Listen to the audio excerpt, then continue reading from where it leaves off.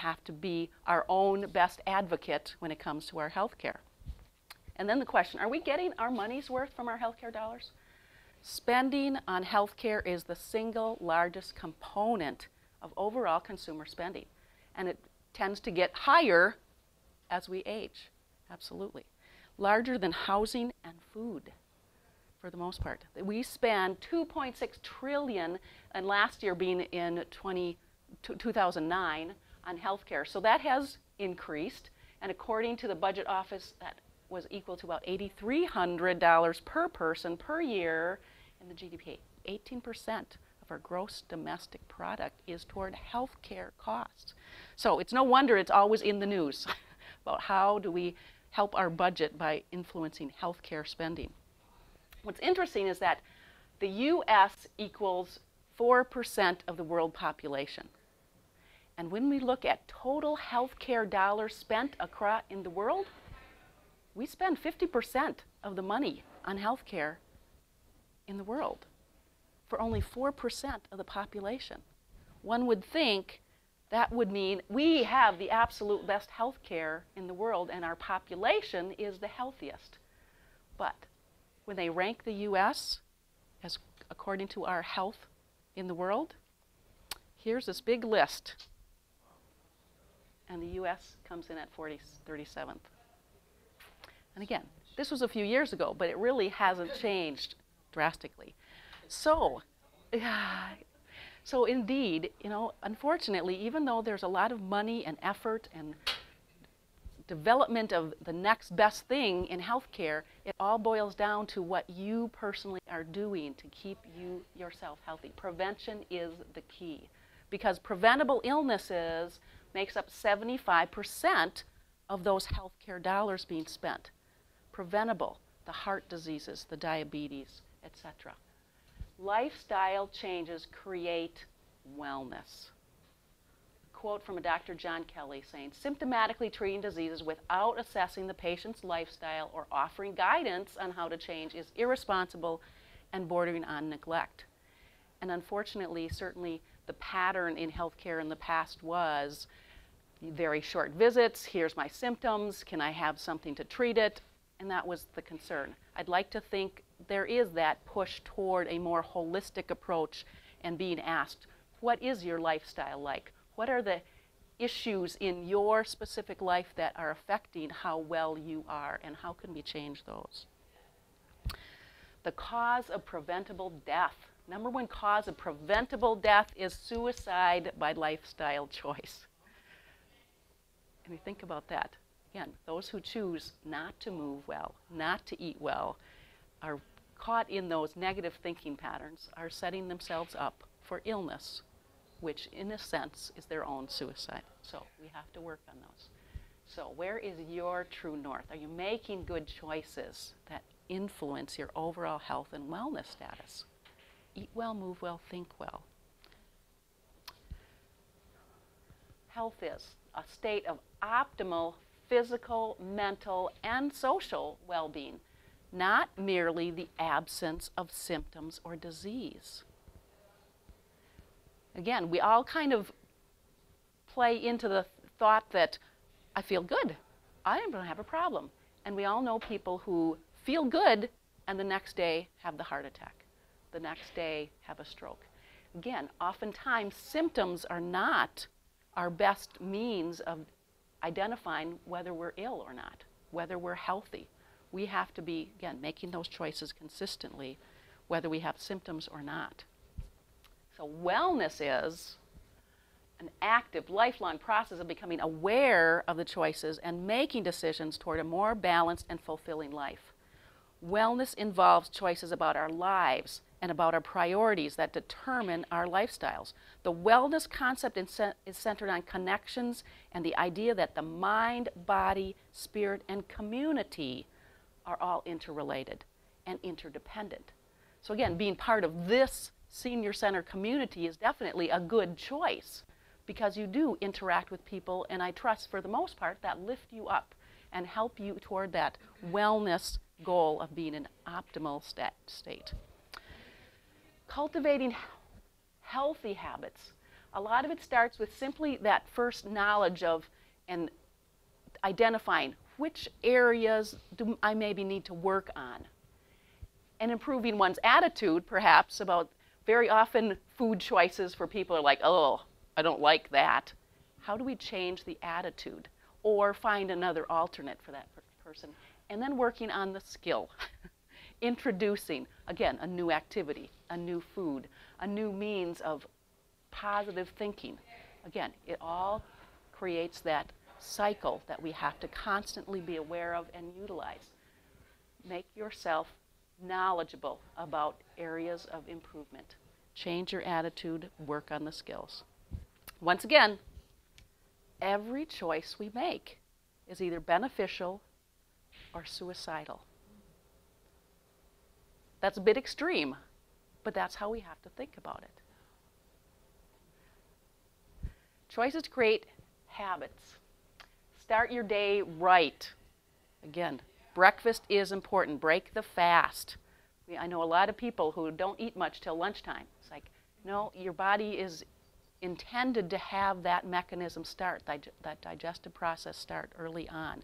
Foods that are easy to digest provide slow, steady nutrition, not the high sugar, high caffeine. We want to work on, again, whole grains and things that digest easily but slowly. Fruit juices, high fiber, whole grain, breads, eggs, nuts, etc. Green drink mixes are certainly an option. Those smoothies, but watch the sugar content. And again, those fruit smoothies tend to be high in sugars as well. Protein powders are also an option. Again, think about what are the good choices to start your day with. Hydration, huge. That's probably an area that I hear the most at the office, that people tell me they just don't like water. Like, really? How can you not like water? You have to start and gradually increase. So the recommendation is drinking 8 ounces for every 15 pounds of body weight. So a 150-pound person should drink about 10 glasses of water a day. And that seems, again, overwhelming for some people. So you start easily. So in a good judgment is your urine the color of straw? Is it very pale? That will tell you that you're getting adequate hydration. Fruits and veggies, we've heard it over and over, 5 to 9 servings a day. And again, that should lean toward the veggies more than the fruits in that 5 to 9. Lots of color. Greatest nutrition, of course, from your fresh sources. Eat things as close to their natural state as possible. That's where you get your vitamins and minerals naturally, plus all of those phytonutrients, antioxidants, and think phyto as in fighting all those illnesses and disease. Fresh fiber first. Keep that as a motto when you're choosing foods, planning on meals. Fresh fiber first. Really work on minimizing those refined grains, especially the white stuff. Breads, crackers, cookies, cakes. And don't be fooled by the caramelized coloring on some of those wheat products that are supposed to be better for you. Very often it's simply a white product with some coloring. Watch the trans fats, and that means the processed, pre-baked, pre-cooked, high fructose corn syrup. Even though we're in the dairy state, I have to promote the idea of watch your dairy, because I really don't feel that as adults we were intended to consume quite the amount of milk and dairy products that often we continue with later in life. And I think it causes, for some people, certainly a lot of difficulty. Those processed meats, limit how much of that you're eating. Again, just like with fruits and veggies, you want to choose meats that are as close to their original state, not with the processing in it. The best idea is to shop the perimeter of the store, right? Work the outside where all those fresh products are and read those labels. A few supplements that I will often recommend. Certainly, a good multiple vitamin and mineral. And for all of these, I'm going to say you get what you pay for. I tend not to encourage, some of the single tablet, one a day type products, unfortunately, because I really don't feel that they are broken down and absorbed effectively. So again, buy a better quality multiple vitamin and mineral, an antioxidant, so it's the vitamin C's, vitamin E's, etc., to help with those free radicals they talk about as far as cell degeneration, to help stabilize our internal environment. The omega-3s, certainly, the fish oil product, it is so important for so many different functions within us. So those are a good element to have. And probiotics, those healthy bacteria. Certainly yogurt is a good source, and that's a dairy product, but it's one of the few that I certainly encourage because it's kind of pre-digested, easier on your system. But it has just really one form of that probiotic. A supplement gives you the whole complement of those natural bacteria that help our GI tract do its job, especially if you have gone through an illness and been on antibiotics, or that's been in your history, or tend to have that irritable bowel type patterning. A probiotic may be a very good tool in order to help your GI tract return to a more stable pattern. Choosing to think well, and that's huge. We all know those grumpy Gus type of people, I should say. Grumpy Gales as well, but you have to wake up with that idea of I feel great, and Betty was a pretty good introduction coming in.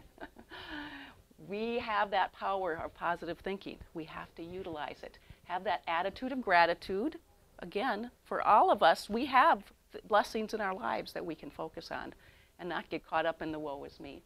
Those, self-help books, motivational speakers, they are good to listen to perhaps pull us out of the doldrums if we caught in that. Listen and watch some of that positive TV program. Don't get sucked into Fox News, MSN, News Today, and unfortunately they are telling us all of the disasters that are happening, and that definitely can pull us down. So we can choose what we are listening and reading. Move it or lose it. And again, the Senior Center offers lots of opportunities there. Daily movement is absolutely necessary for optimal health and wellness. We were designed to walk perhaps 10 to 12 miles a day. Again, our original ancestors had to hunt and gather, and were nomadic for many of them. We were designed for that, and many of us are lucky to get a mile in a day. Low-tech activities can be as effective as some of these high-tech workout equipments. Again, working against your own muscle resistance, your own body weight, can be really effective. Motivation certainly is the key. You have to find the way to get yourself to just do it. But again, being part of a community helps, doesn't it? Having a workout buddy helps. That tells you, oh, I got to show up because they're there as well. Always include some daily stretching and some kind of fitness activity. If it's aerobic or maybe some weight training and alternating, try and make that part of your routine. So as a chiropractor, I have to put this in. Where does chiropractic fit into those health and wellness efforts? I'd like to think we're in that prevention arena, helping people reach those optimal levels by both adjusting, aiding treatment, to assist their body's function, but also having those discussions about what's your dietary patterns? What kind of movement are you doing outside? What kind of stressors are you dealing with at home, and can we help you with that? So the whole idea with chiropractic is our bodies are self-healing and self-regulating if you give, because our nervous system controls all of that, and that's where chiropractic comes in. We help reduce the tension, the stress, the impact on that nervous system so it can operate more effectively. We live through our nervous system. Of course, this is our control unit, our computer, and all of those nerves send out that message. It has the storage capacity of 6 million Wall Street journals. So this is the best computer imaginable. They cannot recreate the brain and nervous system. It's responsible for coordinating, controlling function of every tissue, organ, and cell of the body. Every one. And we don't think about that, but it does. So any interference in the nervous system potentially decreases the ability of the body to heal itself. If there is stress, pressure, interference in that ability to send and receive messages, it's going to impact how we function, both mechanically but also internally. How is your heart, respiratory, GI, etc. working? So chiropractors, their intent is to help remove, and reduce that nerve interference. So the biggest issue all of us have is we have stressors in our lives of all sorts. We have to figure out how to adapt and improve our outcome despite all of those stressors. So some of those chemical stressors, and we perhaps never thought of it as chemical, but our nutrition, our water intake influences our internal chemistry, the drugs we may have to take, both pharmaceutical, over-the-counter, otherwise, smoking, alcohol, secondhand smoke, environmental, airborne toxins. Again, we have to do the best we can to make choices to improve those chemical influences on our body. Physical, certainly. You know, some of us are unfortunately born with certain traumas that are going to affect our overall health and wellness. But things that we can influence through our lives is our posture. There's no question. This tendency is going to affect how our nervous system can do its job. It changes the stress and tension through that. Exercise, absolutely, can help, but it also can hinder if you're overdoing it. We have to find that happy medium. And then for all of us, those trips and falls and injuries and unexpected, unfortunately, those are issues that most of us have had to deal with to some degree. Some, you know, more severe than others. But again, you find those choices to help you recover. And then mental and emotional. Those are stressors, certainly, that influence how well our body can adapt and heal. Our thoughts, the demands put on us, the relationships we have, both family and friends, community, etc., are going to influence, again, our level of positive versus negative thinking. Indeed. So chiropractic can help with some of those stressors that show up physically from these other sources. So, where is your health compass? Is it directing you to that true north, optimal health and wellness? Ultimately, we all have the response ability. We can make choices for optimal health and wellness. We have the ability to respond one way or the other. Which way is it going to be? Beneficial, suicidal? A little extreme. Okay, before I go, I'm going to go back. I want to hand out this. I'm going to hand this out so you can kind of read along. It's a little poem, prose. It's not a little one, but we're going to go through it. I had first seen it, several years ago. It was actually read at a national convention by John Denver, who saw it in his chiropractor's office. But it's kind of fun. The cliff. 'Twas a dangerous cliff, as they freely expressed, though to walk near its edge was quite pleasant, till over the side slipped a duke and a prince, and it had fooled many a peasant. The people all said something had to be done, though their projects did not at all tally. Some said, put a fence round the edge of the cliff, others, an ambulance down in the valley. The lament of the crowd was profound and so loud as their hearts overflowed with great pity, but the ambulance carried the cry of the day as it spread to the neighboring city. A collection was made to accumulate aid, and dwellers in the highway and alley gave dollars and cents not to furnish a fence, but an ambulance down in the valley. For the cliff is all right if you're careful, they said, and the folks ever falling and flopping, it's not the slipping and sliding that hurts so much as the shock when they're stopping. And so on for years as these mishaps occurred, quick forth would the rescuer sally to pick up the victims who fell from the cliff with the ambulance down in the valley. Said one in his plea, it's a marvel to me that you'd give so much greater attention to repairing results than to curing the cause. Why, you'd much better aim at prevention. The mischief, of course, should be stopped at its source. Come, friends and good neighbors, let's rally. It makes far better sense to rely on the fence than an ambulance down in the valley. He's wrong in his head, the majority said. He would end all our endeavors. He's the kind of a jerk that would halt our good work, but we will support it forever. Don't we pick up them all just as quick as they fall and treat them with care quite liberally? A superfluous fence is of no consequence if the ambulance works in the valley. Well, this story is clear as I've given it here, though things oft occur which are stranger. More humane, we assert, to repair all the hurt than the plan of removing the danger. before it all ends, it's time to begin to attend to these things rationally. Yes, build up the fence and let us dispense with the ambulance down in the valley. So, yes, again, so that's the thought. Do we work toward prevention, making good choices, or wait for the crisis to occur? So, make smart choices. Eat well, move well, think well. Okay. Thanks for joining me. More than happy to see you at any time. Okay. Questions? Thanks for coming. Sign up for those classes. Move every day. Work every day. Yes. Greek yogurt. I'm told that yolk play, talking about sugar in items, yolk play is one of the worst with the fruit. What are the grams of the fat? I'm not a dietitian. I'm not the one to answer that question. Again, in general, I'm going to encourage a Greek yogurt for the protein amount. I like that. But I will say we should be eating plain yogurt. I do eat yes.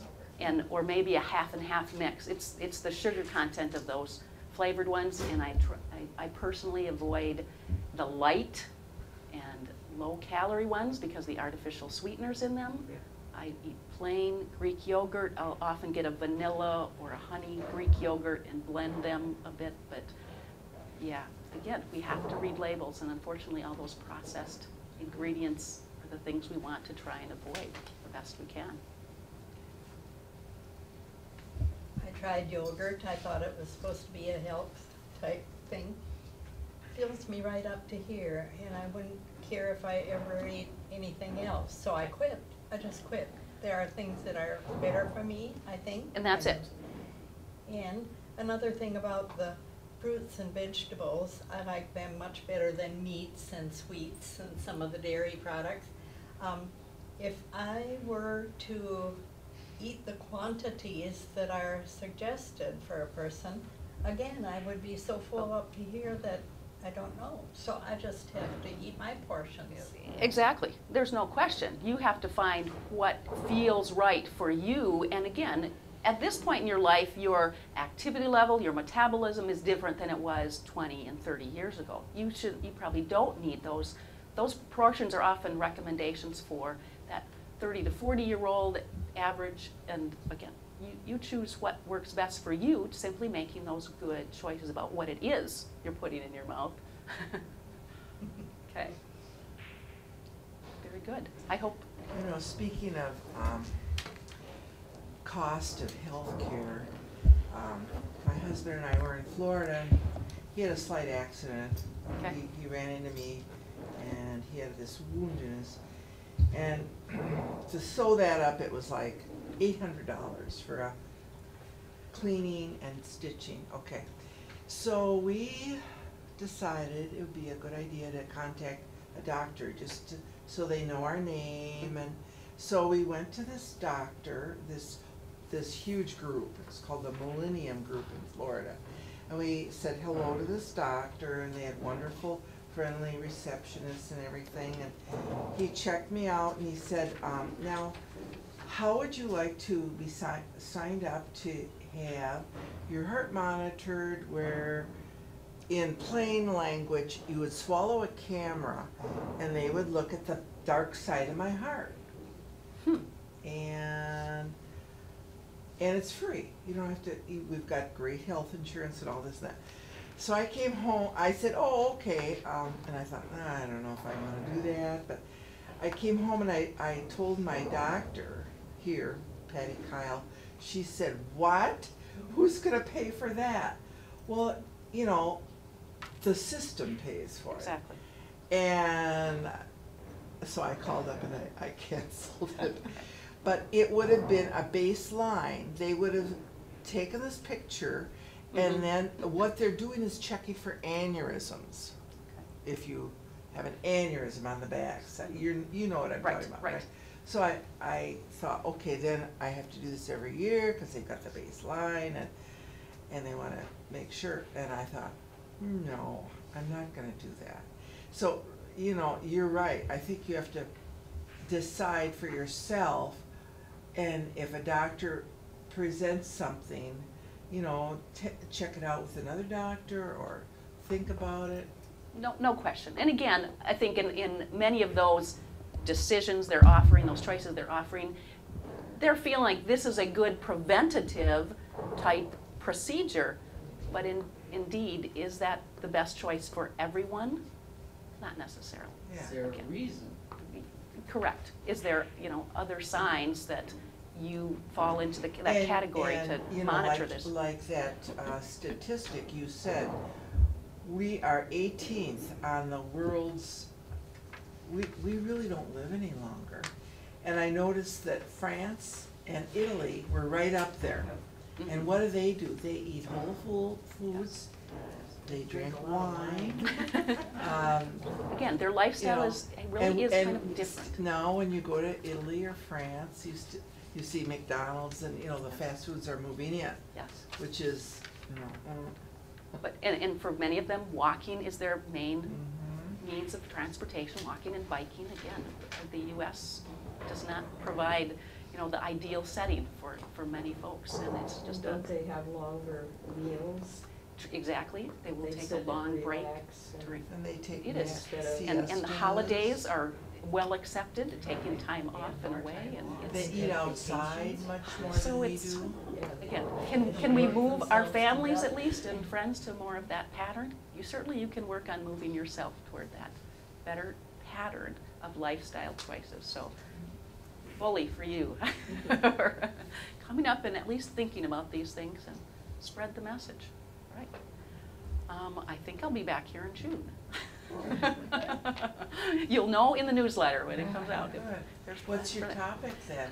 I have yet to decide. Any Oh. suggestions? Anything that intrigues you? You want to? I mean, I've done kind of knees and hips and backs and strains and sprains in general. Spring and summer issues. Arthritis. Just in general. If you could talk a little bit about arthritis. That's true. And the Do you- variations of that, osteoarthritis versus the rheumatoids and psoriatics and things that people, and how that progression is. That would work. Okay. Why does it cause the problems it does? What are the Mhm. physical changes that True. Okay, cause those problems? that could work. That's a And what plan. can Well, you what do can you to- do to prevent from That's it. getting worse? Prevent Well, you and at can't least prevent, I don't slow believe it, at least slow the progression Yeah. if indeed it has developed and And what some of the support your tricks are. joints and so on so that it isn't so stressful. Correct. Okay. What's your feeling about soy? Personally, I tend to avoid it. Very Yeah, soy? I am, soy. I'm not, a real proponent any longer. And a lot of it, unfortunately, because much of the soy products out there are from GMO sources, From where? genetically modified soy plants. They still Yeah. are marking, No, as organic versus, aren't they because trying of to the- get because of the chemicals. legislation that They are. requires labels to tell you when they're genetically modified? Exactly. And even better organic type labeling is being proposed constantly. But it's a tough road because again, there's a lot of money out there Yeah. with companies And that. it's like 5-6 years at least in the Yes. future. Yes. Before Now- it'll come into. Speaking of that, hormones in food, I have a granddaughter and she's 9 and she's starting to develop breasts already.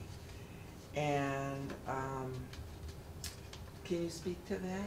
And I agree. I think it is, unfortunately, our food sources and our environmental sources. Again, lots of the plastics out there are hormone-like, estrogen-like. Again, if we're constantly in contact with those, absorbing them, eating, consuming, I think it is messing with our internal Drinking. hormonal, our hormonal balance and how that's pushing the growth hormones in a lot of our meat sources. So. And milk? So, and milks. So do you think that I mean, packaging? that's the, I would encourage your children, grandchildren to look for those organic sources, grass-feds and, locally sourced foods that kind of what that resource is. Grass-fed doesn't mean that they weren't given the antibiotics which True, also I mean, you contain have to- hormones. true. You have to, talk to your provider. And can, and can speed up the, I shouldn't say speed up, but can make them allergic to antibiotics.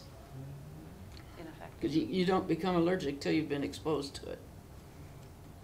Carol Dean, you were gonna ask Um, something. Antibiotics. Packaging in plastics. Usually. Exactly. Saran wrap. I mean, that's part of it, no question. And again, I worry about these microwavable, heat and Yeah. serve vegetable Right. packs. It's like, Mhm. really? Yeah.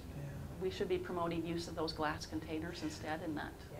I reuse I drink tons of water. And in Florida, when it's so hot, I'll take like frozen water with me, and then I refill it, and it's a great Exactly. cold drink. And somebody said, oh, don't do that, there's stuff in the plastic that leaches into the water. Again, it's all about choices. Again, Yeah. that's a pretty low risk if you're simply reusing a water bottle, freezing it. Again, if you were heating it, and if it's sitting in the sun, No, I don't do I that. would worry about I some of always that pour out the leaching. water, put in fresh, put it in the freezer. Yeah. It's a hot day, I might even take 2 of those frozen Right. bottles. Yeah, it's more, again, the heating of plastics that I'd worry about as Yeah, far as leaching okay. those PCBs and such, so. All right, Well, thank you Yeah. so much. we'll see you in June, Okay. talking about some arthritic effects. Okay, Thank you very much. good day. Very good.